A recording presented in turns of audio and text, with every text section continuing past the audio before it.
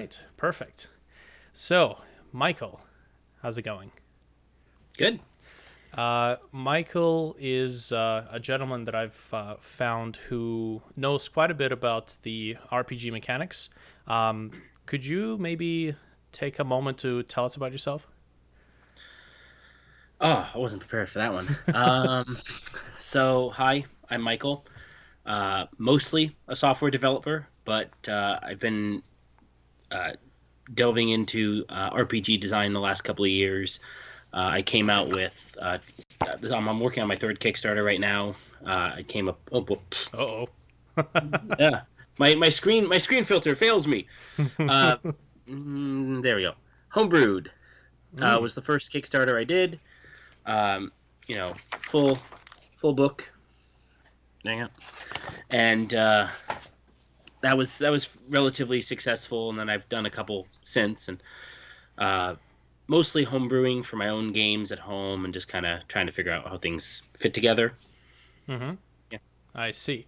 Okay. So that little project you're working on, this is your main endeavor right now, right? No,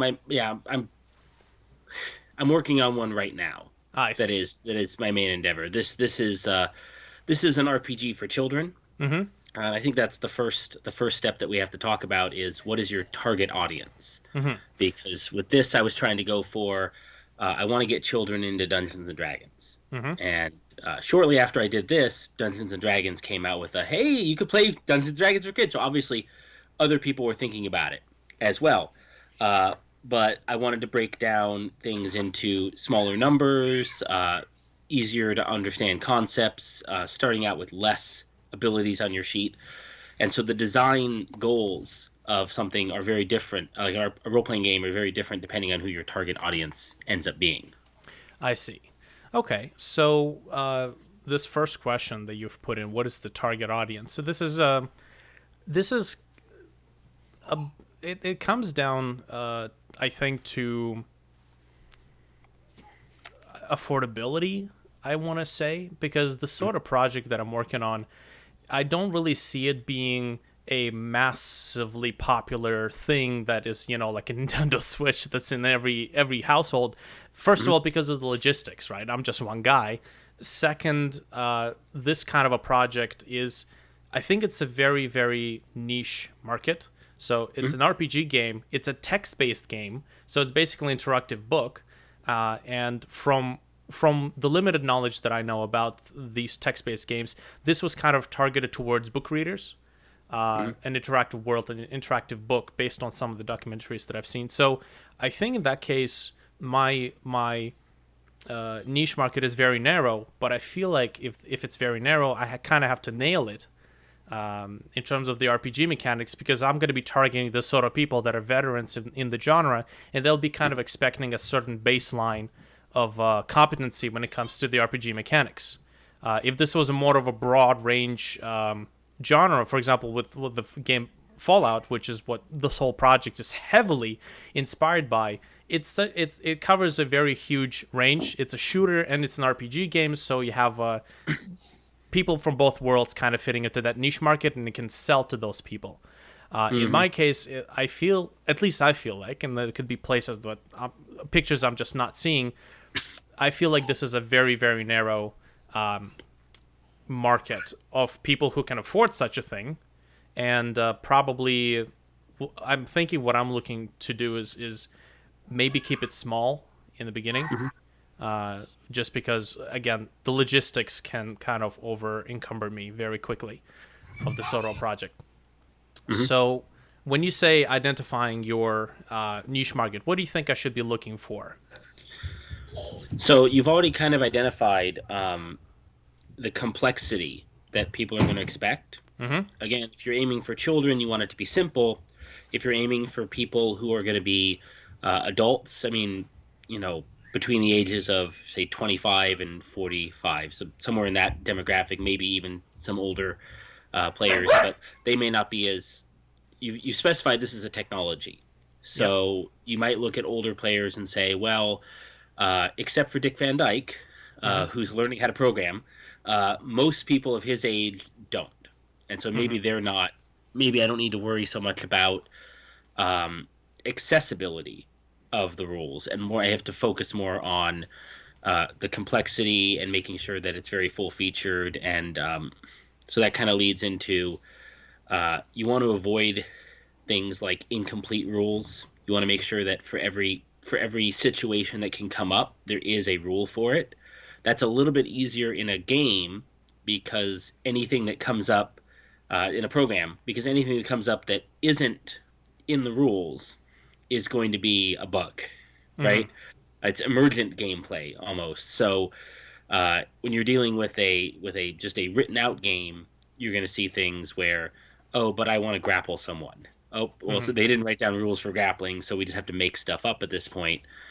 In your case, it's more about making sure that all of the different actions that someone would want to take in that situation. And it sounds kind of like you're writing a kind of a choose your own adventure mud thing. I'm familiar with those. I used to play them when I was in college, where they can type in and say, "I want to go into the room to the north." Does that sound about right? Yes. So this project is based on pretty much the only text-based adventure experience I have, which is Zork, which was introduced to me by my friend Tim. We did a Skype chat where both of us just played it over a call, and I really liked the concept. It was a completely wild thing for me, even though I kind of grew up in the time where you would expect Zork to still be fairly known, fairly like mainstream around computer inclined peeps, but my history with exposure to various medias is spotty at best, and even today I'm discovering very interesting things that came out like decades ago. So the text-based adventure was one of those things, and since it's a text-based adventure game, it's unlike what you said, for example, with the grappling example. If it's not programmed in the game, it's not gonna, let's say, come up with an issue where there aren't rules for a feature that isn't programmed in. But I think in this case, I have to look at it from the opposite end. I have to look at what sort of features I should be programming in. So this is kind of my certain current position in the whole genre. Okay. Yeah. So you said Fallout, and in Fallout they have this these attributes that are your starting attributes, and the reason you want that is you want to have some variability in the different playthroughs, and that's going to come through in starting numbers and choices. And so starting numbers kind of like act like a seed, where you're kind of saying, this is a strong character, or this is a smart character. And from there, they're going to start making choices based on their attributes. Now, some games will randomize their attributes. There'll be a what are they called? Like random starts? Yeah, but like the games where you play and then you die and then you start over again. Oh, the permadeath. Yeah, okay. Yeah, roguelikes. So you could have like a roguelike where it's just like, you're strong, and then here's your character, go do what you're gonna do. Or, oh man, you're really tall, you're really short. Like, you could randomize stuff. One of the things Fallout does is it does let you choose to randomize it or choose to assign the points where you want them to be. So you could say, well, actually, I want to put all my points into luck or something like that. Okay. And you can have that. In a game, often you want to have options. So maybe the easy mode is you get to pick where your points are. But then if you choose hardcore mode, death is more permanent. Your points are randomly assigned, and things are more random or something like that. So there's in a game you can have different ways of playing it that are explicitly stated out.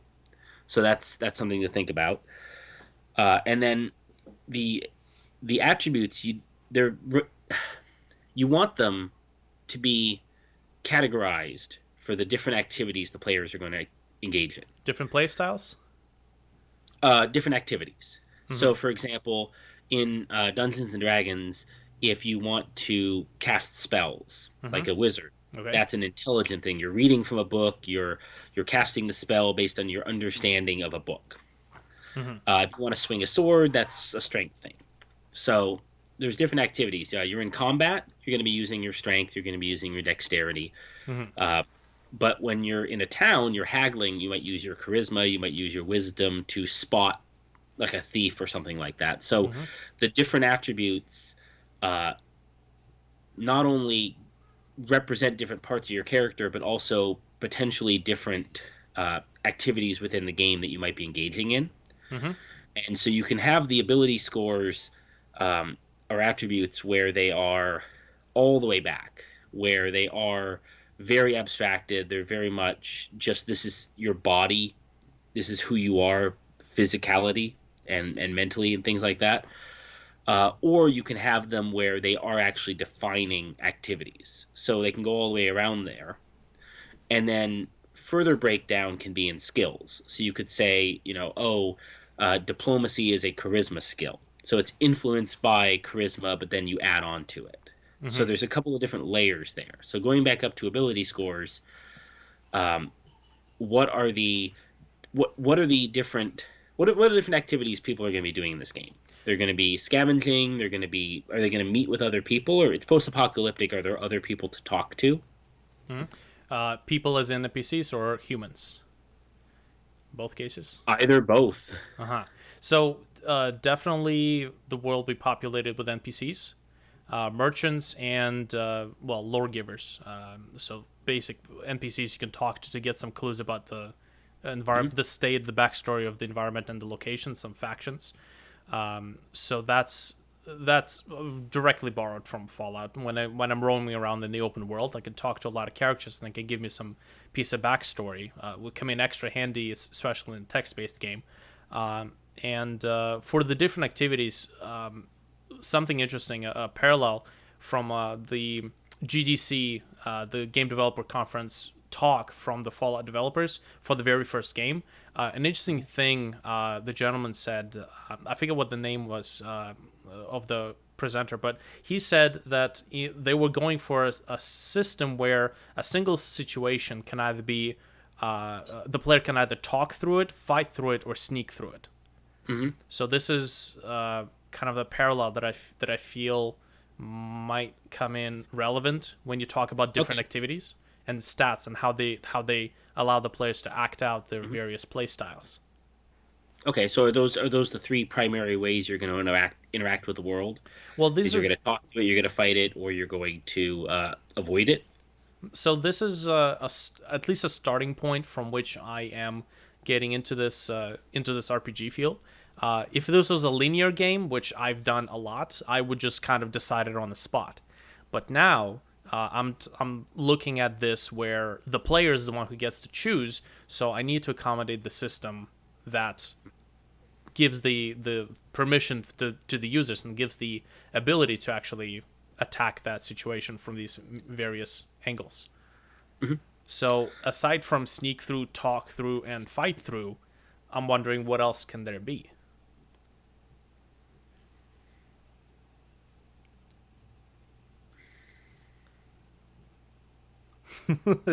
Yeah, I I've mean, that is kind of how I break down things. With what I'm currently working on, I have you fight things, mm-hmm, you converse with things, mm-hmm, you I mean, obviously, avoiding things would be saying I walk around or something like mm-hmm, that. Um, but the other things I have magic, but mm-hmm, that's really a way of avoiding mm-hmm, because magic cannot be used to hurt people, only distracts them. So I guess that is kind of my mm-hmm, avoidance thing. And then the other thing I have is learn. So I guess that is another activity. It's not directly addressing what's in front of you, mm-hmm, but it's saying I don't have enough information to make this decision yet. Can you tell me more? mm-hmm, So, for example, you might say you see a bridge in front of you and monsters are chasing you. mm-hmm, And you're like, well, do I want to cross the bridge? Well, I want to learn. I want to use my architectural skill to learn, is this bridge supporting the weight of all of us running across it? mm-hmm. And so I could say, yes, the bridge will support you, or no, the bridge looks rickety. And now you've gained more information about the world.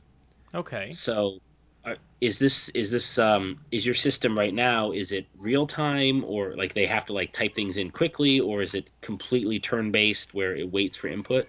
It's going to wait for input for a great deal of things. So yeah, it's pretty turn based.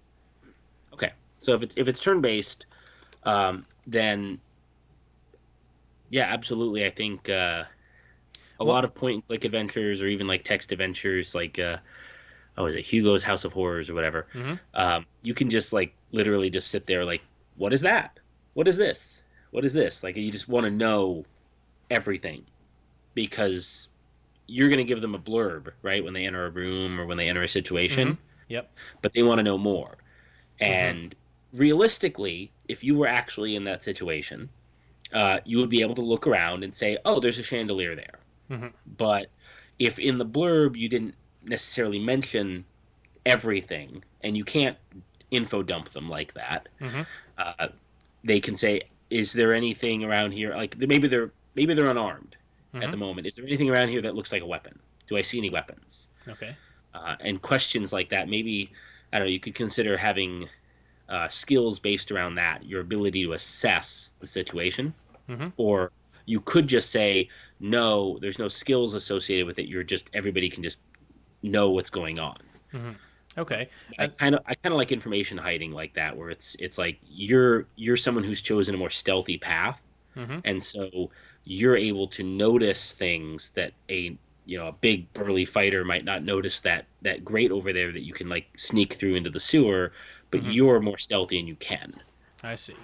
Okay, so an interesting parallel to that is when I was discussing this with my buddy, he said that an interesting idea could be, as you said, the power of observation, which is a statistic that you would put points towards. Where if you enter a room and your power of observation is high enough, Hmm. additional objects in the room could reveal themselves to you. For example, a air vent that you might not have noticed if your skill level of that particular attribute was too low. And Hmm. if you have a high enough skill level, let's say of observation or perception, it would reveal there's a vent, and you can use the vent, and the vent can get you through, let's say, a really tough enemy without having to engage them. Hmm. So this is an interesting parallel that I can kind of connect between you and what I've talked about before. Okay, so I have to consider what kind of play styles and what kind of resolutions we have for different scenarios, different encounters. And then so those are going to come down to the core rule set, so or the core system, I guess. So Hmm. when I was watching the GDC documentary, the core rule set from Fallout came from D&D. I think it's Hmm. like a second generation D&D, and then they started augmenting a bunch of things to create their own system called Special, Hmm. which is a really phenomenal way to kind of put it, because they mentioned that a lot of the projects back in the day during the development had their not just the name of the project but also the name of the system, the RPG system that they've been coming up with. And it's a really marketable thing, because Fallout's 4, in the beginning of the game, Bethesda has quite literally retro style commercials or infomercials Hmm. of what makes you special, and it's a little Hmm. cartoon that said texts about intelligence and charisma, and it's really charming. But it's a phenomenal marketing tool because they can run those as ads as well. So, and it enriches the world too. It's not just like a throwaway thing. They actually made a whole like line of TV infomercials about it, which is really cool. So what I have to consider is what kind of base stats or what kind of system I'm going to be building, and what do I need to know to make that decision. Yeah. So I mean, like just looking at what we talked about, you have talk, avoid, fight, and perception. Um, if you take fight and you rename it skirmish, you hmm can put that after perception, and it's taps. Okay. So you that immediately some acronyms like start jumping out at me hmm there. Okay. But again, talk could be converse, and so hmm it could be caps. Yes. And There's then some skirmish tools could be online. engage. It could be cape. It could be cape, hmm and it's like if it was more of a superhero thing. So this is post-apocalyptic. hmm Uh, if you don't mind, what happened? What do you mean in terms of the story of the game, or where did this Yeah, the crazy idea story of the come game. from? So I wrote a post-apocalyptic world where Y2K happened, all Mm-hmm. the nukes went off. Mm-hmm.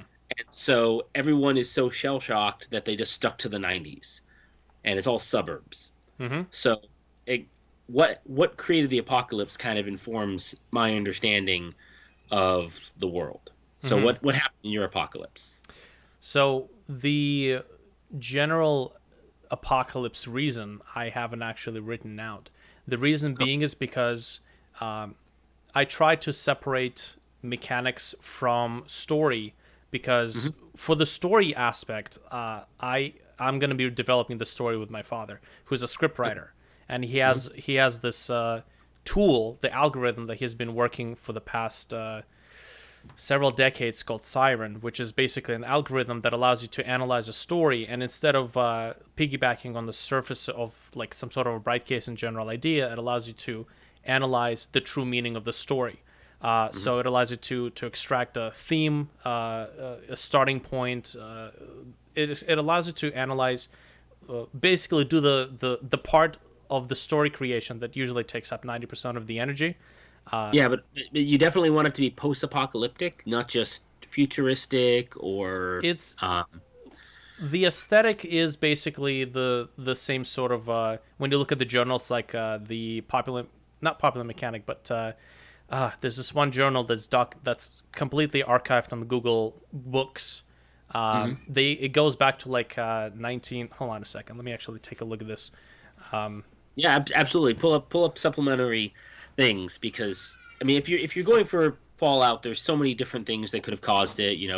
The nukes going off, the environment, and that doesn't necessarily mean as much. But if you look at something like the Cipher system, have you Mm-hmm. heard of that one before?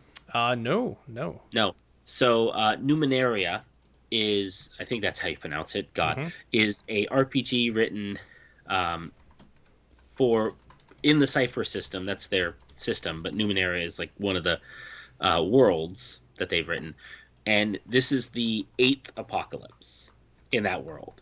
I think it's the eighth, like or no, we're in the ninth world. It's something like that. But basically, apocalypses keep happening. New civilizations rise and they fall, Mm-hmm. and so there's lots and lots of old tech that's magical in nature and things like that. So the Fallout aesthetic is more about a a kind of 50s 60s era America that's collapsed, Mm-hmm. as opposed to you could have elves that have collapsed. You could have 90s era America. Mm-hmm. There we go. Boom, right on the screen. Yeah. So Uh, I found the reference.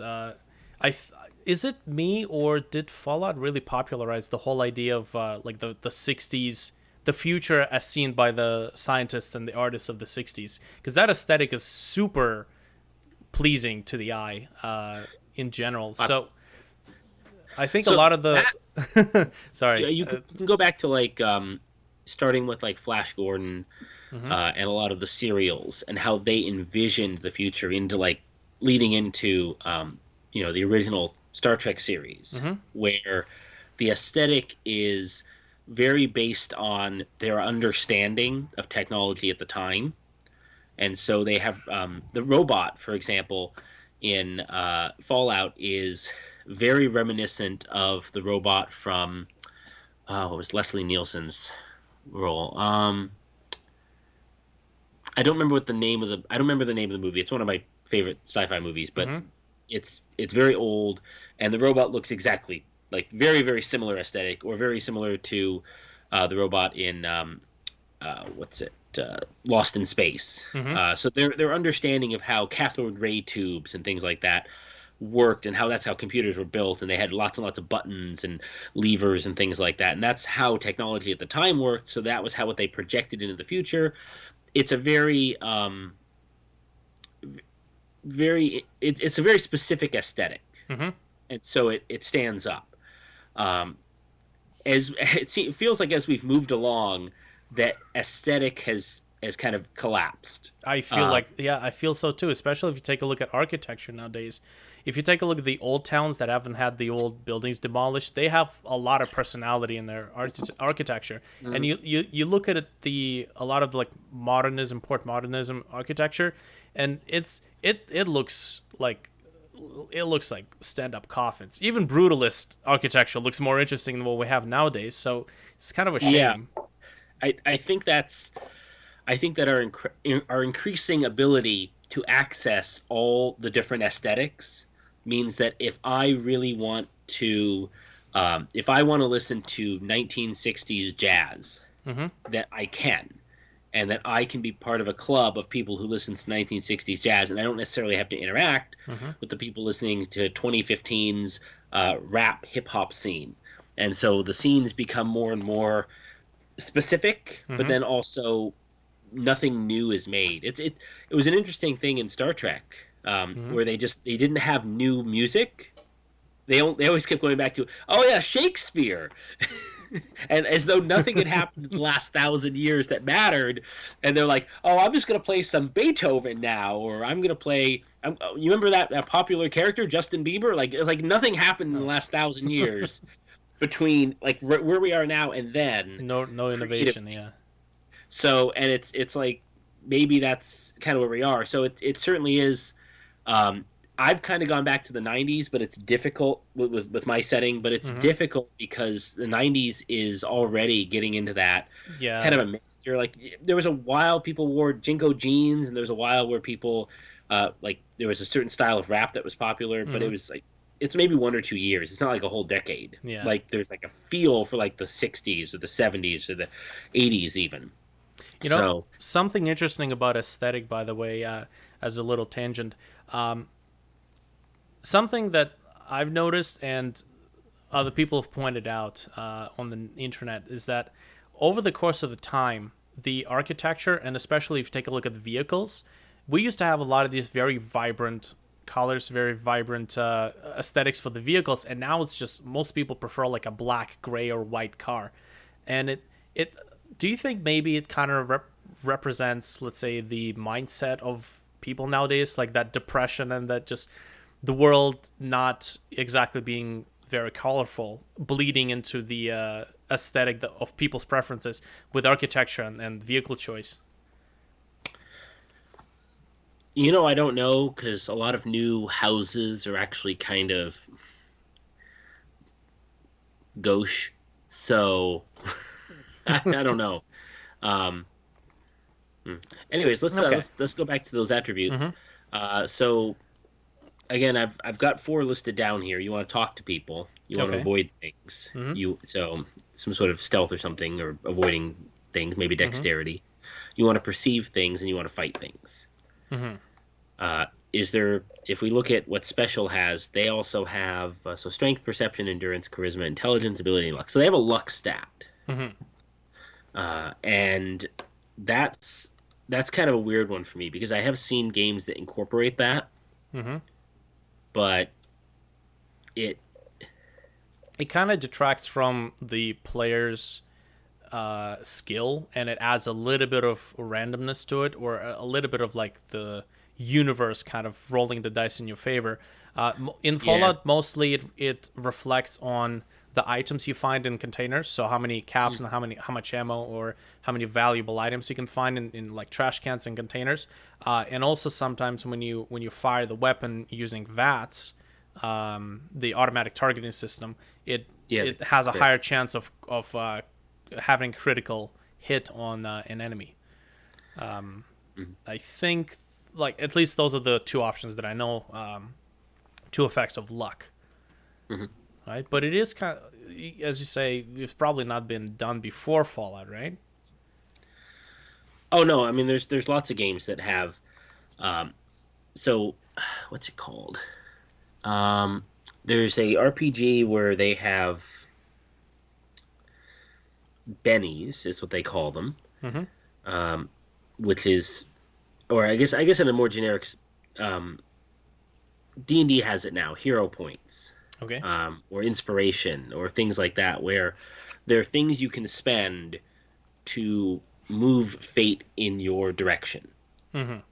So in a video game, it's a little harder. It's a little bit. It would be kind of weird to be like, "Oh, you missed. Do you want to spend a point to not miss?" That would kind of break up the gameplay flow. So it looks like they just took it and just applied it as a flat like increase to everything. Mm-hmm. But I think even Is it like a single use thing that you can spend to just boost your stat before you make an action? so it's usually a reaction to something that's happened. Okay, So you'll I see. so you might you have it in different ways. Mm-hmm. Sometimes in a more fatalistic game, you get 8 luck, that's it. Mm-hmm. So you made a bad roll, you can re-roll 8 times, and that's it. Your character's done with it. Uh, Mm-hmm. Other games, you have a pool of luck. So Dungeons and Dragons 5th edition has halflings who have a certain amount of re-rolls they can use each day, and those Mm-hmm. re-rolls are only if you rolled a 1. So normally a 1 is like a critical failure. It's the worst thing ever. 20 is a critical hit. Yay, success. Mm-hmm. And so everything in between is just kind of like yes or no, but like those numbers are really good or really bad. So halflings get to reroll 1s. Mm-hmm. There are situations like that where um, you can have luck be a mechanic that allows you to re-roll bad rolls. Mm-hmm. And so that's the most often use.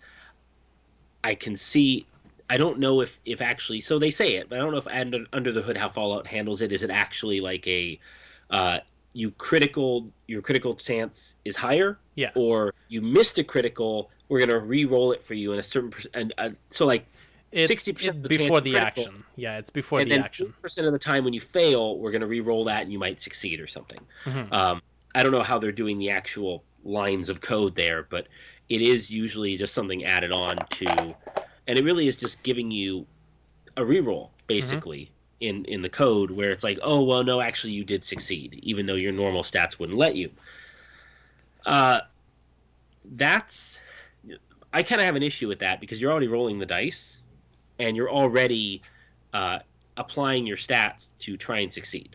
Mm-hmm. So you're already saying, I'm going to put all my points into stealth and I'm going to sneak past this guard. Oh, well, I rolled bad and I failed. Mm-hmm. So you're already at that point where um, if you'd put another point into stealth, you'd have succeeded, but luck kind of is global. I mean, with Warhammer 40k, you have the invulnerable saves that allow you, for certain units, allow you to roll to see if you can have that one last draw of luck and save your unit from certain death. Mm-hmm. So, I mean, would you say it's the same sort of unfair advantage? Because they handle it in an interesting that sounds way. like the halfling's luck ability, where it's a mechanic for a specific character. So you've got your ability scores, you have your skills. You don't have to have either. You can have one, both, neither Mm-hmm. in a system. But then you usually have abilities. So one ability might be being able to re-roll Mm-hmm. once. Another ability might be if you die the first time each day that you would die, instead you're alive with 1 hit point. Mm-hmm. So it's like a save against death, and it helps to think about things from a Magic the Gathering perspective. Are you familiar with that game? Yes. Okay, so the general rules of Magic the Gathering say you can only play 1 card per turn, or whatever. Or you can only play cards if you have enough mana, or something like. There's general rules, but then you might have a specific rule that yeah. So normally you can play as many cards as you want, but you might have a specific card that comes out and says now you can only play 1 card per turn, Mm-hmm. and so that specifics overrides the general. So ability scores are a general thing, skills are a general thing. They're just like generally people have the ability to attack things with a weapon, and here's how we're going to score that. But specifically, you might find a new ability that says, "Oh, I don't need a weapon because I'm a monk and I can punch things." So that be Fallout has like a um, power fist ability Mm-hmm. item, and then there's like a Yeah. tree for that. If you don't have that, then you can't use the power fist properly. Mm-hmm. And so you can have abilities or ability trees that unlock new gameplay behavior Hmm. based on things like that. That's kind of where I would put luck abilities. Is like you said in Warhammer, a specific unit might Hmm. have the ability to one last try, Hmm. but other units maybe they don't. Maybe the Xenos are just that suicidal that they don't even care to try to live. They just throw themselves at the enemy, whereas the humans can rally behind the cause and stand up one last time or something like that. So it's a way of differentiating different units in a war game, and so you could use that to differentiate your character in the game. Is my character is very lucky or my character isn't, Hmm. uh, but in specific ways. So So translating that into some sort of a game mechanic, as I'm making brief notes here, if this is a luck property, then it could reflect where if you fail a shot, there's a random chance you may pop up with a message with a quick draw. You reload the weapon and take another shot before the enemy's turn to attack comes in. yes, That's kind of that, that how I that's project that particular feature. that's a perfect way of thinking about that. Is like never caught on the draw or something like that, or you never caught unawares or something like that, where it's allowing you to in a certain situation catch it, whereas as opposed to a general thing that everyone has. Hmm. Um, kind of because I like it to be more interactive. Hmm. That's kind of how I think about it. Is luck and activities should be more interactive, and what you're looking for in ability scores is just kind of a baseline. Hmm. You're just saying, okay, well, I am strong enough to lift this. Hmm. Okay, that's like a basic thing you can do. Everybody can. You were showing in your video how somebody looted something. Well, maybe you need to be strong enough to open a box or open a chest that's in front of you. You Hmm. need to be strong enough to be able to even open that. Fallout has that in terms of your ability to hack things, Hmm. where if you can't hack, then you just Yeah, there's kind a of there's a lockpick skill for containers, boxes, and doors, and the have. terminals get hacked. Mhm. There is actually there's an interesting feature of lock picking. There's an option to brute force the door. Uh, I think I I think it's done when you have like one last lock pick, but Mhm. in my opinion, if you fail it, I think the door becomes unavailable, or you have to like get a perk that gives you another try that you have to spend like way down the line, like at level 30 or 50, which I feel like is I've never ever had to use it because I Mhm. feel like there's no benefits to it. Anyone can just come back to the door later on and unlock it when they get high enough. It's just there's more to lose than there is to gain in that sense. You get locked out of a So room. that's another thing I've got on my list here of things to think about is making sure that you're properly balancing the options. Mm-hmm. So there's two things. One is making sure that there's no option that's just duh. Why wouldn't I take this? So Mm-hmm. maybe your options are, okay. Do you want to have double your health, or would you like +1 to your it's the number of lock picks you pick up? Mm-hmm. And you're just like, I mean, that seems like doubling your health is such a big bonus that an extra lockpick here or there isn't going to make much difference Mm-hmm. because but I see. making sure that those numbers are balanced properly or that their effect on the gameplay are balanced, and so you can have it where um, D&D has fifth edition has some of this problem Mm-hmm. where you have a choice between a combat ability. Fourth edition and 3.5 have it's even worse, but you can have like a combat ability, right? But or you can have a social ability. And so you're choosing, do I want to be able to talk better or fight better? Mm-hmm. But in the situation where you're fighting, if you can't fight better, you're going to die. Mm-hmm. If you can't talk better, I guess you didn't get to persuade the guard, you know? And Mm-hmm. like you were saying with like the lockpick thing, it's like, well, it's cool and all that you can brute force the door, but I mean, in the case of, you're fighting, what are they called? Razor claws or something like that, like the big scary things. But Death claws, yeah. Death Claw. That's it. Yeah, in the point where you're fighting a Death Claw, the ability to brute force a door is so moot.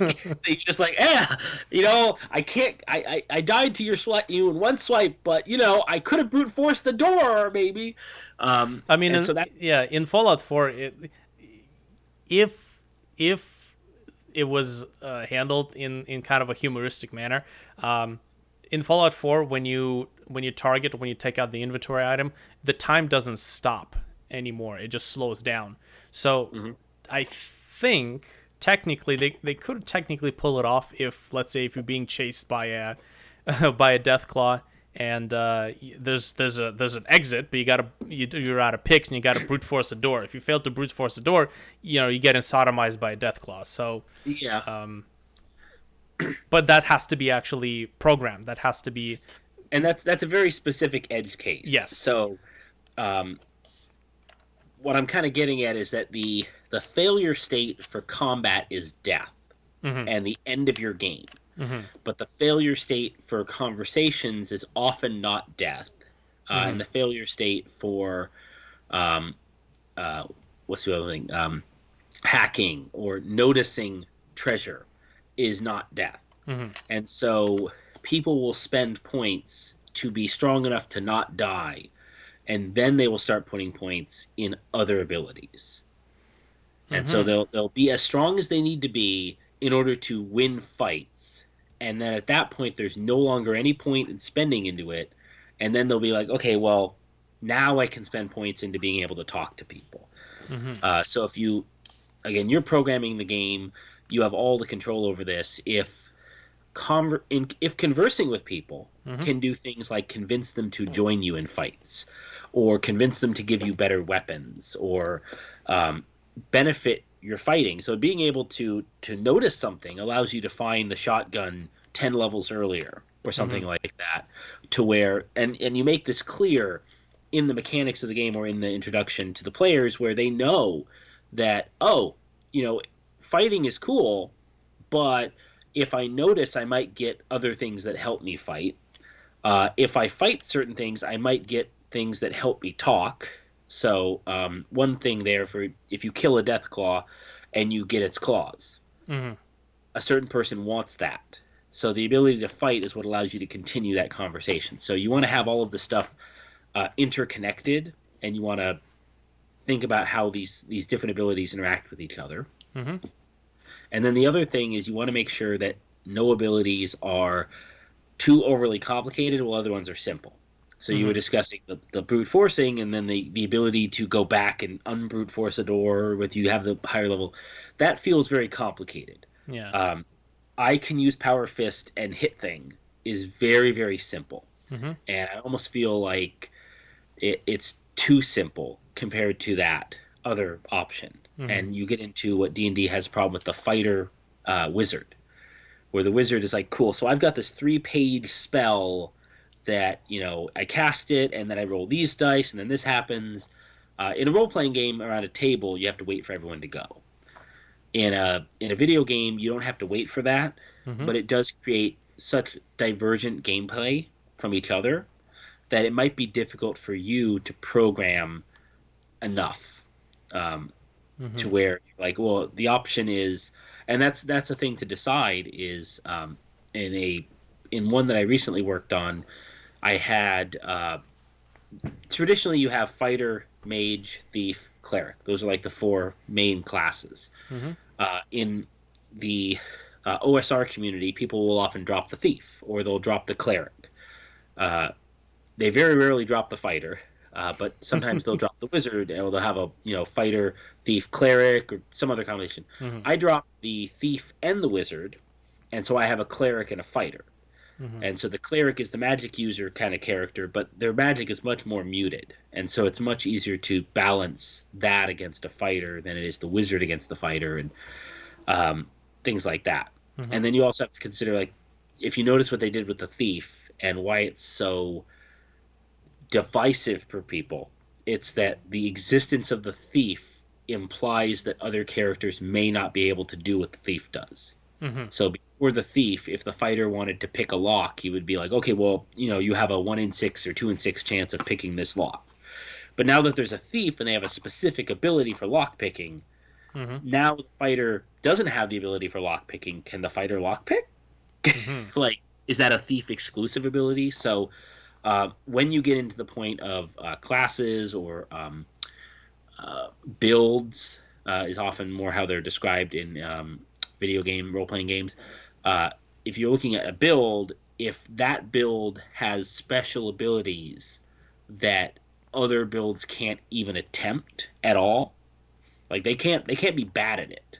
So if you have a chest that can only be picked by a lock pick, a lock picking skill of 100, and you can't even attempt it, I think the nice middle ground is kind of what was that one where there's a number of ones where they have a mini game. I'm forgetting which game I played where they had the best one. There was one I played recently where they had like pins that you could move and you could see what you were doing. The actual lock picks. That was from, I think, Elder Scrolls games. Might have been Elder Scrolls. Might have been the Sherlock Holmes thing. I don't know. Maybe. But one of them recently had, like, I was playing. I was like, wow, this is a really good lock picking because I have no points into this. Mm-hmm. I have no but because I can see what I'm doing, and my player skill might allow me to figure it out, and so you get that cool thing that you can do with computer RPGs, which is you can grind. Mm-hmm. And that's an interesting distinction because you've got your take Final Fantasy. I've beaten all the Final Fantasies basically by grinding. And just like I show up to Sephiroth and I'm level 1,000 or something, and he stands no chance because I spent so many hours killing slimes, kind of situation, right? Mm-hmm. So that's a distinction. In Fallout, I mean, you can technically grind. You can go to where the death claws are. You can kill a bunch, leave, come back, kill some more, leave, come back, kill some more. But there are certain things that don't respawn, Mm-hmm. and then there are other games where there are that they never respawn. Mm-hmm. So, I mean, if you look at like the Batman game recently, the Yeah. RPG mechanics they have, there are infinite number of thugs you can beat up. Beating them up gives you experience. Experience gives you new abilities. You can unlock everything before the end of the game. Mm-hmm. So you can basically, like, we're talking about, all these different abilities you might have in the game, all these different stats. In Batman, you can just max everything out. You can have all the costumes and all the abilities and whatever. Just max everything out because that's kind of how it's designed. But another way of designing it is no, you can't max it out. It's more Diablo-esque where there's only this many levels and there's only this tree that you can fill out and you can only have 30 points per tree or something. Mm-hmm. So that's something you want to think about is where does this end? Mm-hmm. Obviously, you want it to be open-ended. You want to have people have lots of text options, what they can do. But where does the game end? Is there an end of the story and they reach level 100 and that's it? They're done. They beat the last boss and they're done. Or is it they could technically play in the world forever and you're randomly generating content off into the distance? It's an open world, well, semi-open, as much as a text-based game can be, but it is an open world with NPCs each having their own side quests. So just because you finish the main quest doesn't mean that the game is necessarily over. So you could basically explore the rest of the environment by traveling, walking to the different zones, and you'll meet other NPCs with other stories and other quests that you can fulfill. So if Fallout was just the main quest, it would be a pretty short game. So it's the richness of the environment and the richness of the quests from other NPCs that fill up the world with content. So yeah, it's there's no one single quest that has to be finished, and as soon as you finished with it, that's it. The game is over. So in this case, you can span in different branches. Okay. So going back to it, we've got talk, avoid, perception, skirmish. Mm-hmm. Something that I actually wanted to bring up is the different classes that you talked about when you have the mage, the cleric. Um, when Fighter. Yeah. So fighter thief, I can definitely see those. Thief would probably be more towards like stealthy Mhm. play styles. So long range, so silenced weapons, sneak ability is maxed out. Fighter would be either melee, or in this case there'll be two fighters. There's a melee, and if you put everything into weapons like pistols or guns, so there's two different fighters. If we're talking about a different genre of the game, if we're talking about D&D, then you have things like wizards and clerics. When you're talking about, let's say, a game like Fallout, or a game like oh, well, there goes my list of games I can list in that case. I don't actually know a lot of games that have such an RPG world and have a lot of different classes. And Fallout is supposed to be a classless system too. Right. So Fallout doesn't have classes; it has builds. Mm-hmm. So depending on which one you're looking at, sometimes they have just skills. Mm-hmm. Sometimes there's more. If I'm recalling correctly, um, you have perks that you could Mm-hmm. pick. You can be like, oh, every couple of levels you get this perk Yep. to choose from, and the perks you have access to are based on your activities. That's certainly an interesting way of doing it, because that's kind of encouraging you to, well, I ate 1,000 apples, therefore I can get the apple eater perk, and that means that I don't ever have to eat again or something like Okay. that. So that's something again where the specific rules can kind of come in, and uh, they can change the gameplay. A, a great one that I'm enjoying right now is in Witcher. One of the perks you can pick is literally food always heals you, like forever, almost. So when you eat food, normally it lasts like 30 seconds, and then the food bonus goes away. But now it Mm-hmm. lasts hours. Mm-hmm. So I just eat some raw meat, and my health goes up, and it Mm-hmm. always regenerates. So I can never really die unless I get a lot of damage really quick, and it completely changes the gameplay. Like I'm so much more like, get in there. Oh, I'm dying. Run, hide. Okay, cool, fight. Like it's very different than the tactical style of gameplay. But I'm playing. That's how I'm playing. Geralt is like some Mm-hmm. guy who like runs into fights and then realizes he can't win and runs off. So it's it changes the game, even if it doesn't change the mechanics of how fighting works. Mm-hmm. It's still the kind of fight where if I was better at clicking the right buttons at the right time, if I had the tactics down, I could. But I've got two kids, and I only get to play maybe like 2 or 3 hours a week, so I Mm-hmm. cannot for the life of me remember any of the attack commands or how to disarm or any of that. I can't remember that stuff in these games.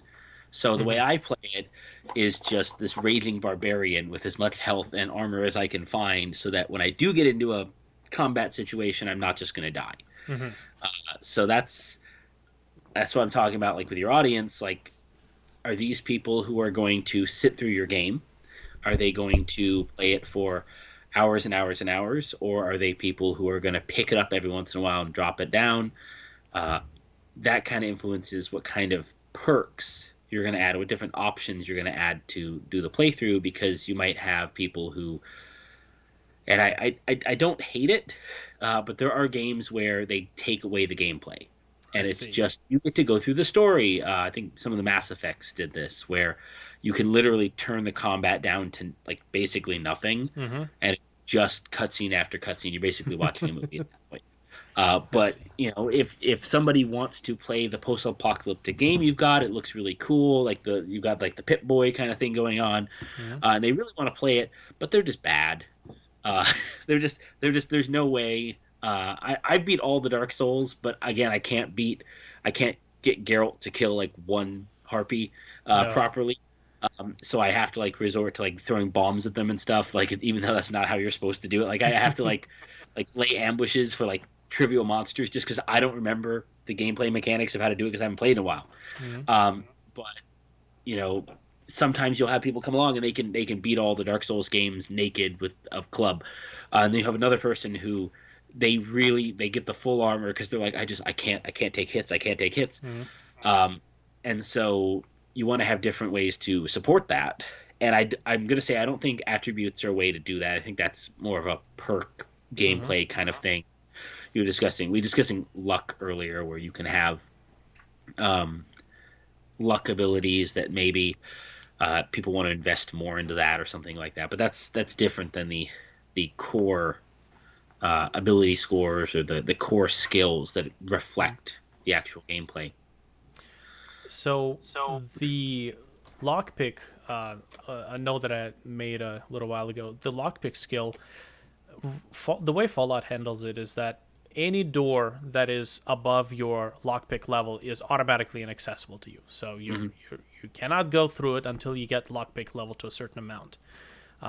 So that I don't really see a lot of other ways, let's say unique ways to handle that particular mechanic. Other than that, let's say what I wrote down here is that instead of making the door completely inaccessible, if the door just is just very difficult to hack or to lockpick.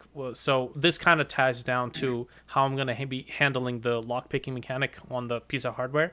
So Hmm. the base, at least the idea right now, is to have a little joystick. Basically, like you take a thumbstick from a PlayStation controller, and you just take Hmm. the thumbstick. So you move and you wiggle the thumbstick like you would wiggle an actual lockpick. So like you're actually ravaging around in like a lock with a little pin, and instead of handling it like you have unlimited amount of time to unlock a door, you have like a timed event. You have to do it within a certain amount of time before Hmm. maybe it's a digital door and the door just zaps you. Hmm. Now, what I'm thinking, what I could do, and this is just me trying to bounce off ideas off of you, is Hmm. have the lockpick feature or the lockpick skill. The bigger your lockpick skill is, the less complicated the door becomes. So if you, let's say you have to lockpick with this little thumbstick, you have to pinpoint, let's say 12 different nodes, and you have to find it, and you have to feel for the vibration of the device. If the vibration is very strong, you know you're right on top of the pin, and you got to click it. And then you got a node, and you got 12 of these, so you have to find within a certain time frame. And the larger your lockpick skill is, the less of these nodes you have to find, and the more time you get to lockpick the door, making the doors progressively easier and easier and easier to lockpick. Is Yeah, this I mean that I would say that's a good way of handling it. Um, that or that's probably, yeah. I mean, the question is, how hard is 12 in, let's say you have to do it in a minute or something. All right. Mhm. If that's your hardest, can somebody do that just out the gate? I would imagine they would. After a certain Right. amount of So if practice, someone they'll has a just. lockpick of a one and they picked your hardest door, is there a human being capable of doing it in time? Uh, and if there isn't a human being capable of doing it, then you might as well just say no. Mhm. You can't even try it. Um, but the nice thing about soft nose, they do this in, I think Breath of the Wild has this in the desert in the area where you just, the more you go, you start taking damage. Mhm. And then the further you go, you take more and more damage. Like things like that, where the it isn't like, no, you can't walk off into the desert. It's you really don't want to. Mhm. Uh, Swimming, for example, is you lose stamina as you swim. Mhm. At some point, you run out of stamina. Mhm. So the problem with that is that then they introduce a boat, Uh huh. and the boat doesn't run out of stamina, right? So then you have to say, well, hard no, you can't go past here.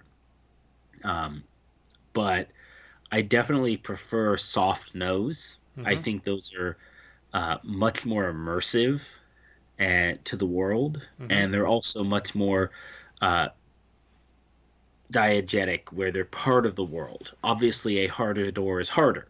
Mhm. It's not just a no, you can't even try it. Um, you could also, another thing you could do is that a higher lockpicking skill grants more error. So Mhm. yes, somebody could do 12 in a minute, Mm-hmm. but they might hit the wrong button one time. Mm-hmm. And if they have no lock picking skill, one error is that's it, you're done. Mm-hmm. Like Yeah. they hit the button at the wrong time, they're done. More second So you chances. say, yeah, second chances have messed up. And so even if somebody is very good at lock picking, if there's some sort of penalty, like maybe you take damage, it zaps you, you take a little bit of damage. Mm-hmm. Every time you fail, someone might want to put points into lock picking, even if they're good, in order to reduce the damage they'll eventually be taking. Whether it's through reducing the randomness of the damage, like, oh, I get a second chance to avoid it, or just straight up reducing it. Maybe at a certain lockpick skill, doors no longer damage you. They Mm-hmm. just you're no longer shocked. You can dodge out of the way of the automated defenses or something. Okay. All right. So this kind of goes down to me trying to go into unique approaches to essentially the same mechanics. Now, would you have another hour to go into some more discussion? Yeah, I mean, we could continue for a little bit longer. Okay. I don't know if I have a whole hour, but maybe 30 minutes? more minutes. Okay. Yeah. Sounds good. Perfect. Okay. So my question is right now, I can't. Well, not really that I can't, but I probably shouldn't use the special system from Fallout, and I don't know if it really comes down only to the acronym. Right? Yes, you can rename like strength to brutalism or something along those lines, luck to fortune, but mechanics wise, they're still pretty much the same thing, unless I treat them with a different mechanic. For example, with the lockpick system in Fallout, certain door, if you're a lockpick skill below that door, you cannot access it at all. And when you said, the term that I haven't heard is the soft no and the hard no, or in my case, it's more of a soft no, that if you got trigger fingers, you can just basically find all 12 nodes and unlock the door. And I guess technically you might call it as the skill level of the player. So we're kind of getting into like the meta. Yeah. So there's original Dungeons and Dragons, the way it was originally played as more of a war game. Mm-hmm. And if you look at Chainmail, if you look at like war games, even like Warhammer, the skill of your heroes, your characters, is not in question. It's your player skill at deciding what they should do and where they should attack. Mm-hmm. And so at no point are you like, well, am I smart enough to know that I should attack the artillery with my melee units because they won't be able to defend against? I'm like, am I? No, you don't do that. You say, this is the best tactical decision. I'll do it. Mm-hmm. So original Dungeons and Dragons is based around the idea that player skill is important. Mm-hmm. And so it's your player skill. And so a troll is weak to fire. That's something you as a player will learn. And now that you as a player know that, all of your characters know that. And that's not considered metagaming in that context. Nowadays, it's much more that if your character doesn't know it, then you shouldn't do it because you should be playing the role. Mm-hmm. That's kind of a little out the window with a typical video game, role-playing game, because if I'm playing Call of Duty, I don't care that my character has a low shotgun score or something like that. I like shotguns. I'm going to use them. That's the gun that I like to use. So I'm not going to necessarily be like, oh man, Captain Raider doesn't know how to use shotguns very well. I should use the pistols like he always shows up in all the cutscenes with. No, I mean, like, I'm going to play it however I want to play it. I'm the player. And so there's a different expectation there, I think, of it does come back to some more of that, wargaming where your player skill is what matters. So you've got this Pip-Boy style. What are you calling it right now? A gauntlet or a? Right now it's just a handheld console. It doesn't really have a brand name. Yeah. You've got your own console, right? And this is where your branding needs to come in, right? Mm-hmm. So to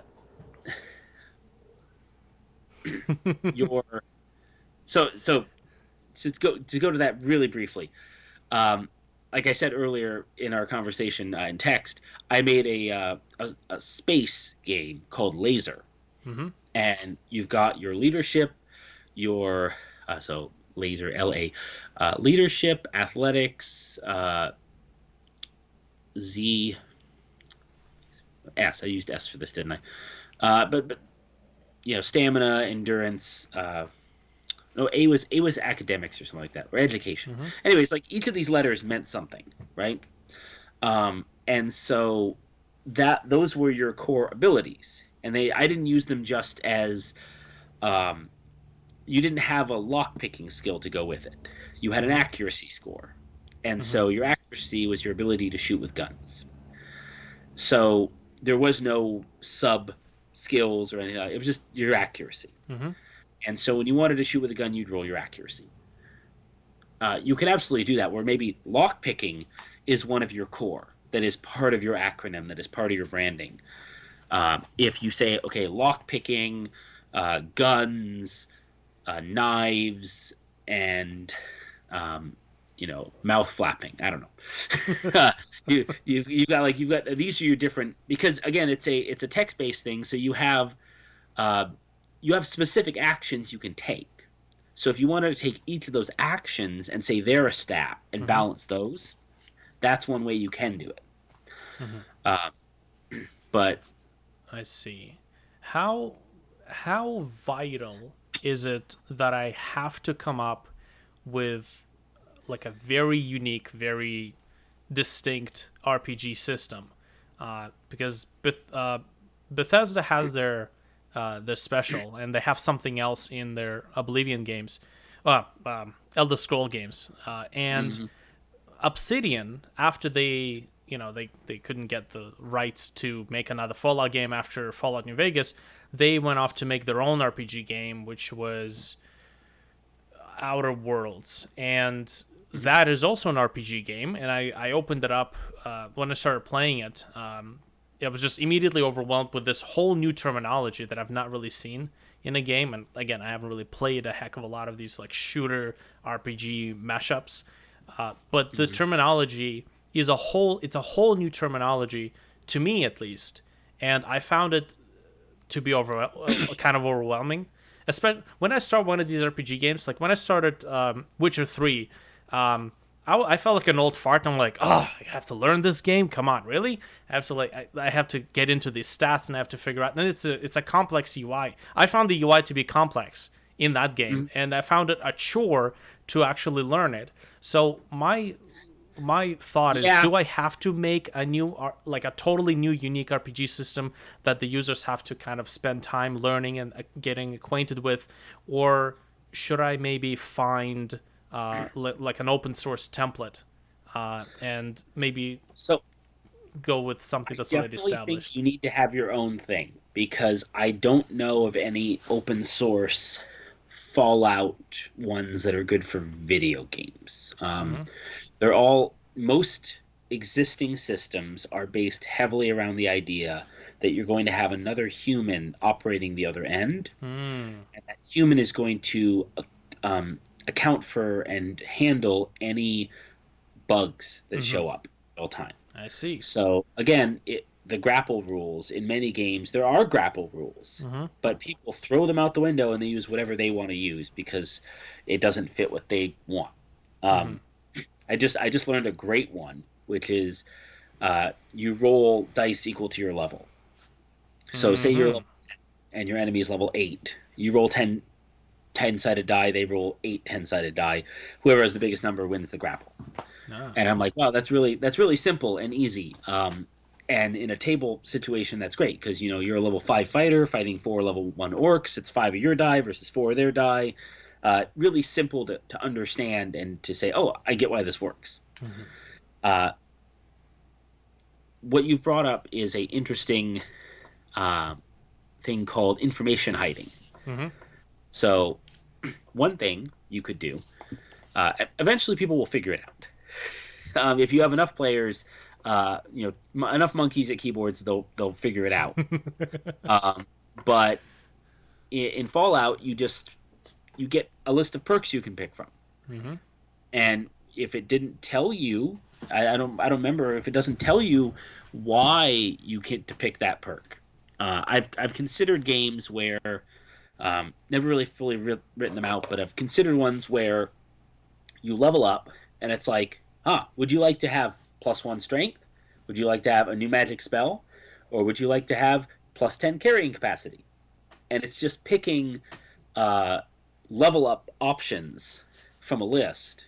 And Mm-hmm. it's not, at no point do you know your strength or your necessarily your I guess you know your magic list of options, you know your carrying capacity, but you don't necessarily know what that +1 strength is doing. Mm-hmm. But it just tells you right there. Do you want to be able to hurt monsters more? Like it's giving you these options. Under the hood, it's doing something else. So under the hood, you definitely, even if you don't want to call them your talk skill, your block pickings, even if you don't want to call them anything fancy, even if it's just like a variable called talk ability or something, um, you still want to have that. You want to have that Mm-hmm. number that you're going to reference. You want to have some uh, variability so that it's Mm-hmm. not always the same, especially with like gunshots or like laser blasts or something like that, or the Mm-hmm. ability to hit people. Um, Okay. it's kind of iffy in a dialogue situation, like if you're discussing with an NPC and you have a higher and you want to use some sort of um, It's conversational persuasion. thing. Hmm? Yeah, it's like persuasion. Yeah, you try and persuade them. Um, if you're detached from the character, that is, you're saying my character is going to try and persuade. Oh, they Mm-hmm. failed. They put their foot in the mouth. Mm-hmm. Then that's fine. But if you've got a situation where the player is able to type out what they want, um, interesting thing. Do you remember EverQuest One? Have you ever played that or heard about it? No, no. EverQuest One, actually, their dialogue system was really heavily based on a mud. So it was you would say, "Hail," and the guard would spit out a block of text, and that block of text would say something like, are you here to ask me about the Knoll bounty? No. And then you would type out, "Yes, I want to hear about the Knoll bounty." And the fact that you included Knoll bounty in your sentence back Mm-hmm. to him Yep. is what it reads and says, Knoll bounty. Yes, if you have 5 tails of Knolls, and it says 5 tails of Knolls in like a bracket or whatever, Mm-hmm. then I will gladly give you this paladin sword. Um, Yeah. and so the player is able to type what they want and Mm-hmm. very explicitly call out things. And then they might have hidden words that you could accidentally trigger and things like that. But the player is very easily able to say things. So I would say, I could say like, man, screw you. I don't want to deal with your bounty." And then it would be like, you're here to hear about the bounty. Like it didn't understand what I was saying. Mm-hmm. But in take Mass Effect, where you have um, Predefined choices. choices, and this gets so frustrating because they have like a little short blurb, and then your character says something completely different. Um, but where you have those choices and you get to choose what you're saying, and it's not simply a generic persuade or bluff or something like that. It's a explicit thing that you're saying. The thing that you're saying should always have the same response, um, if it's correct.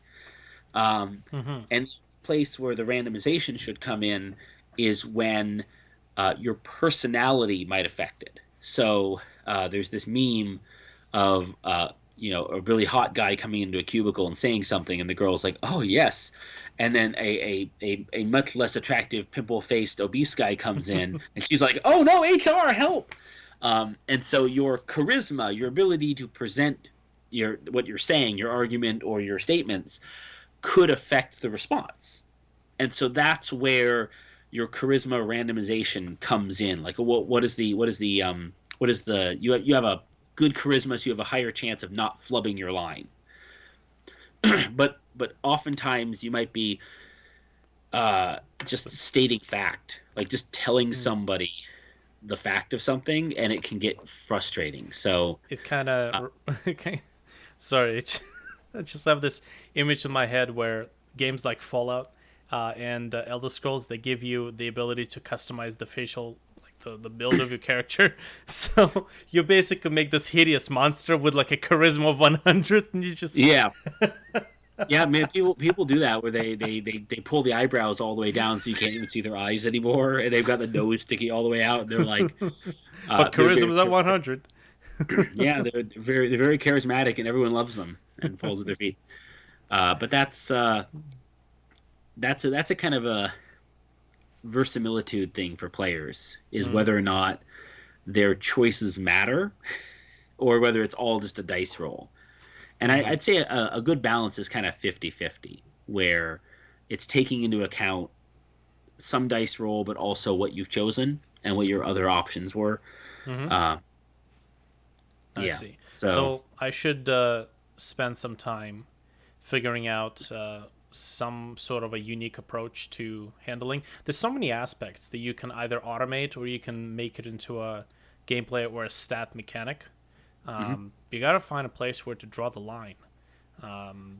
Because you can go as granular as you want, really, but yeah. where does it stop being, fun and becomes math homework, basically? Yeah, so a lot of systems use 6 stats. The standard: strength, constitution, dexterity, intelligence, wisdom, charisma. Um, Oftentimes, the first thing they do is they'll split charisma. If they add more, is split charisma into your ability to talk and how nice you look, so your comeliness or something like that. Because people get very confused. They're like, my character is so hot, but they're nobody likes them. Why does nobody like my super hot character? And it's like, well, probably because they have Tourette syndrome or something like that. Like they look amazing, but they're just constantly blurting something out, and it's just socially ruining them. So there's so many ways to explain that, but it's often not as so people will like break that out. Another thing people will do is they'll do a dual stat or a tri-stat system where they have like mind, body, spirit, or just mind, body, something like that. Just 2 stats, or sometimes I've seen one recently 4, because there's a fight not fight breakdown, and so kind of an attack defense. So you want to have like a attack defense mental and attack defense physical. But looking at and like I said in our chat before, Fallout is very much derived from D&D. It is literally just renaming the 6 stats and then adding luck as just kind of a generic booster. Okay. Yes. So nobody's going to judge me if I do the same to Fallout. Yeah. No. I mean, to a degree. To a degree, like, so if you look at what they have strength. Strength's a really easy one. Oftentimes it gets combined with constitution or endurance because it's really your body.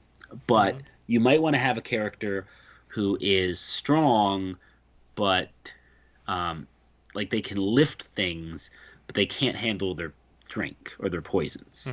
Those are not necessarily mutually exclusive concepts of having somebody who's physically weak, like muscle mass, but they can drink you under the table. And it's up to you whether or not you want that to be a stat based on the kind of game you make, based on the genre, right? Based on the premise. So for your case, you're definitely planning on having combat, right? Combat, yes. It's definitely combat. So they definitely need to be able to take hits. Oftentimes that constitution is also how many hits you can take before you're down. So if you wanted to take that and just take that one out, that would be easy. So this poison thing you just mentioned, so this really comes down to what your game mechanics are in this case. So I could make it a post-apocalyptic science fiction where things like chems and poisons and chemicals radiation are rampant. Yeah, radiation. Yeah.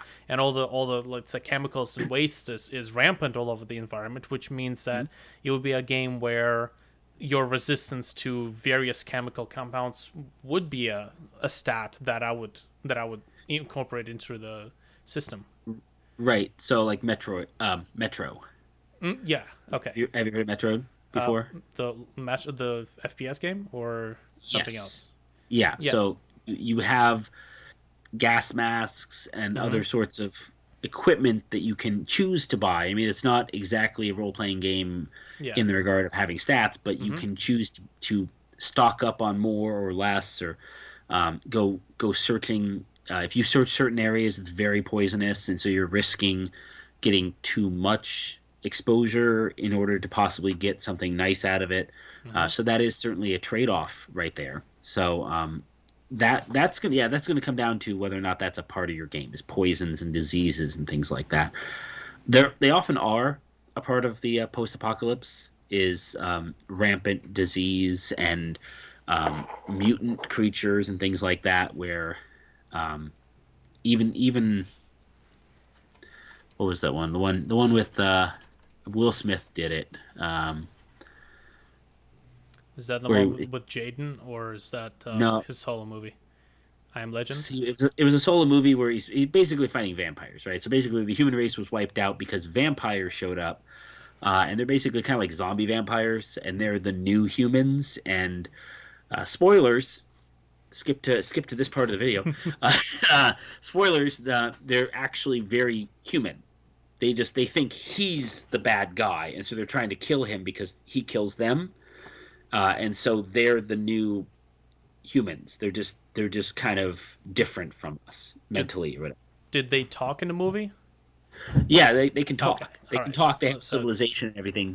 He's like the last living human Mm-hmm. who wasn't converted or killed. Mm-hmm. So they're like it's kind of like the eventual X-Men end, Mm-hmm. where everyone's a mutant and all the regular humans are dead or died out, or everyone has like powers or whatever. Where you know in that kind of case, you're that in that post-apocalypse, you've got mutation going on. So that Mm-hmm. might be something you really care about, is your mutant resistance, or even just like your mutation score. So there's all sorts of things like that. Um, there's a whole bunch of games where you can randomly mutate and gain new powers or new Mm-hmm. drawbacks or things like that. um, Looking at more, so we've been discussing positive things, Mm-hmm. but there's also negative things. You could Mm-hmm. have drawbacks, like you're an alcoholic. Yeah. I think Addictions. Fallout addictions is a good one. Or maybe like, yeah, so that one way of modeling that is like the same way of modeling your low charisma is just a low score. Your Mm-hmm. endurance is low. And so when you take a drink, it has more effect on you. And that's a way of modeling poor self-control or something like that. Mm-hmm. Another way is to actually have a mechanic for addictions, like but that's a much bigger game design decision, where you're saying I'm going to have a mechanic for addiction, and it's going to do this, that, and the other. So, Mm-hmm. um, and yeah, I mean, it's going through some more like intelligence, um, is probably your lock picking kind of thing, Mm-hmm. is how for hacking. But for a more physical, it's going to be your dexterity or agility, something like that. Can I move the lockpick proper enough? But you're talking about where the lockpick is more of like a holding a thumbstick and identifying things. So Mm-hmm. that almost verges into more of a wisdom or perception kind of thing. It's like, am I able to understand the safe that I'm cracking? So instead of having a separate lockpick skill, property dump, instead you just say this is your dexterity. So the higher your dexterity, the easier it is for you to lockpick certain doors. Yeah, so that's how an ability score works, where it's a base value you're basing it on, Mm-hmm. and then usually a system will have skills that you put on there, and you say, okay, well, now you have a lock picking skill, and it starts at 3 because you have high dexterity, but or it could start at 0 when you have low dexterity. So you could have multiple factors leading into your success. I see. In Fallout, you can update your scores. Mm-hmm. That's another thing. Is not every game do your scores change. Sometimes these are immutable facts about your body. And I even mean like the mental stuff is, your brain is just not capable of understanding the ancient texts. So if you break down the skill like lockpicking, having a separate skill called lockpick and Mhm. your stat called what is it, dexterity, right? Is there Yep. any point in separating them in that case? I mean, Yes, because dexterity usually you have a base statistic and then derived statistics. So oh, lockpicking in this case would be derived. I see. So your dexterity might apply to 5 or 6 things, and one of those is lockpicking. So what is it? So they're not two. They're not one and the same. So one is just the base stat. That's what you start with, Mhm. and then it influences your skills. So skill level, like lockpick skill level. Is that how that Right. works? I think I can't remember how Fallout handles it, Well, I can but max out. I think one of the like science. I can max out science, and I'm pretty sure Mhm. that allows me to just hack into any computer in the game, right science in the isn't beginning. part of the special, right? It's no. No. No, So it's that's but it's one of your something you put skills. points. Yeah, but Right. okay, I see. That's a skill. Whereas Intelligence. That's what. Okay, yeah, I right. see. So you can find Pip Boys or not Pip Boys. What are they? The bobblehead guys. Yeah. Uh, you can find the Fallout Boys. That's what they're called. You can find Fallout Boys that let you increase your intelligence. Mm-hmm. Things like you can modify your base stats over time, and you can also upgrade. So both you Mm-hmm. can modify both, and that's a decision from the designer. Is okay. We're going to allow you to modify your core statistics a little bit, Mm-hmm. but we're going to let you modify other statistics more. I see. Okay, so in this case, coming up with those skills, it's not just a matter of just segmenting it into the end goal of just making the whole process of leveling up longer.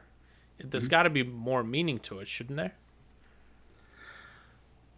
Or is it Yeah. just like So we want to turn this like 20-minute experience into a 5 hour experience so that you have to grind for this? Is that you definitely want to avoid a grind.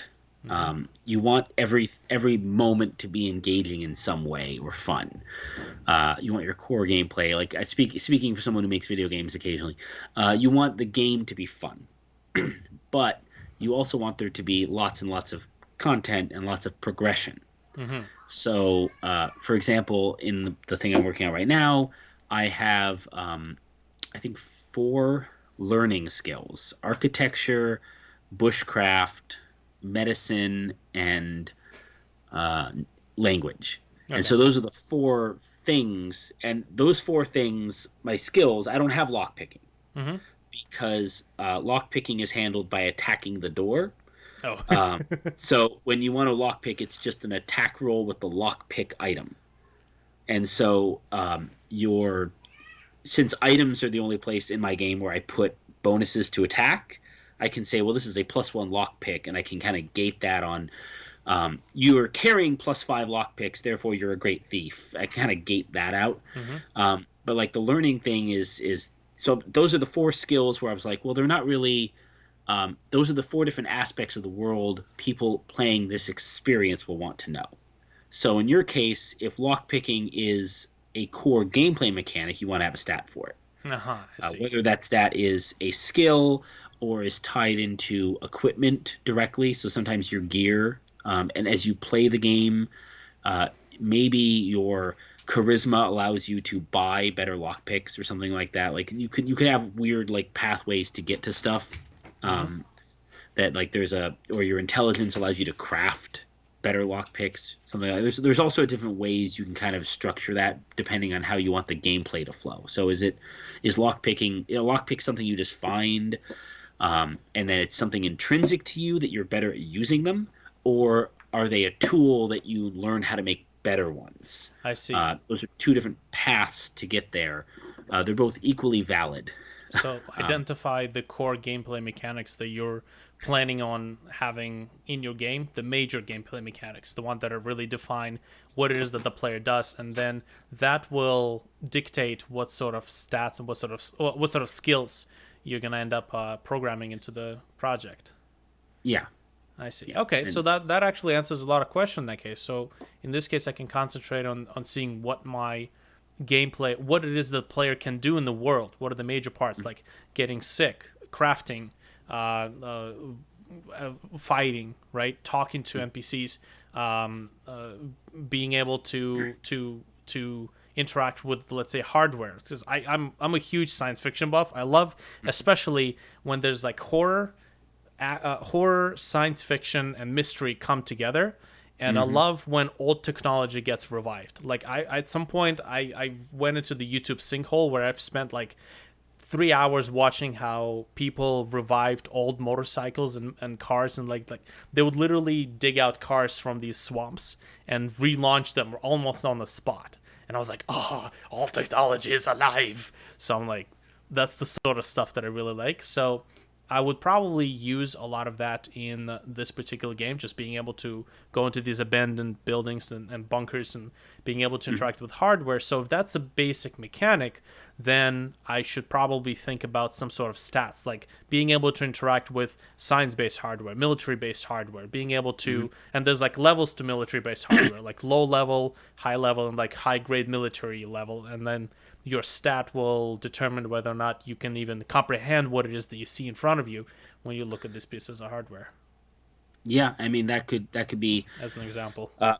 another core thing to think about just before I have to get going, Mm-hmm. is that you don't necessarily have to have things based on one stat. Mm-hmm. So you could have things be a combination of two stats. You could have things be the greater of two stats or the less of two stats. So you can say, well, okay, your perception and your intelligence together is whether you understand something, and it's the better of those two in the case of old technology.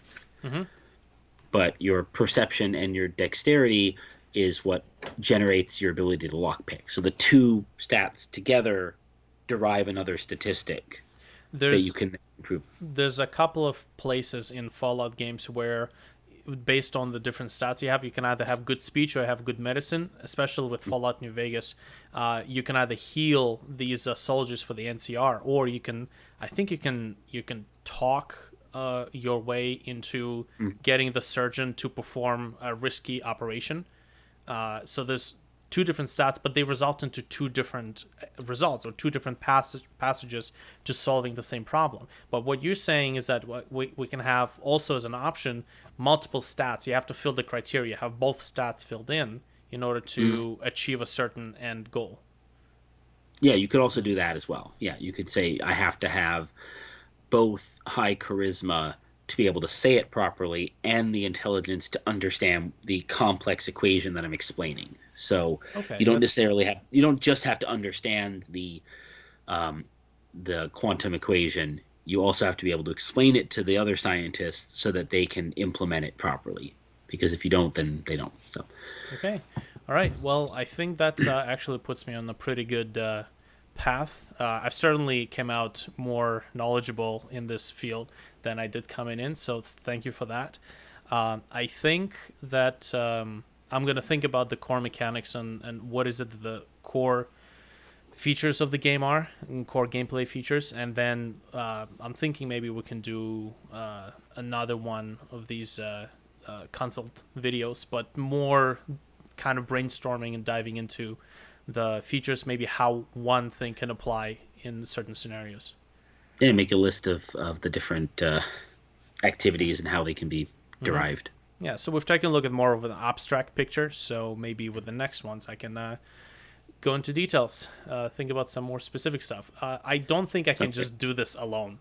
I need somebody to bounce the ideas off of. So, yeah, Well, I'm here. perfect. This was a lot Thank of you. fun. All right, well, thank you very much. You have a good night, and You too. see you next time. Bye. Bye bye. All right.